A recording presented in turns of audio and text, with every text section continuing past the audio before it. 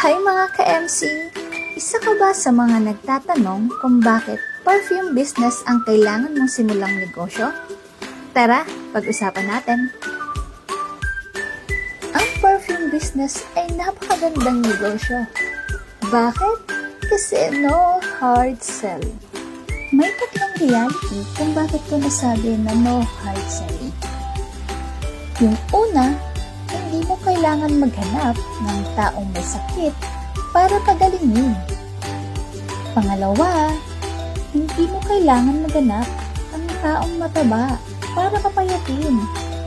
Pangatlo, mas lalong hindi mo kailangan maghanap ng taong maitim para paputiin. Basta't may tester kit ka, simpleng paamoy-amoy lang kapag nagustuhan nila, benta na agad. Kahit yung personal use mo na perfume, kapag naamoy nila, ang bango mo naman. Tatanungin ka, anong gamit ng perfume?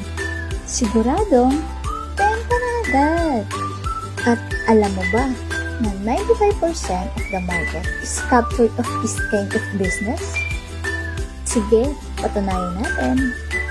Tingnan mo yung katabi mo. Or lumabas ka, sa bahay, sa market, sa mga barangay, terminal, school, office, lahat ng makakasalubong mo may ilong. At dahil lahat sila may ilong, lahat sila ay target market mo. Good news! MC Perfumes looking for reseller and dealers nationwide.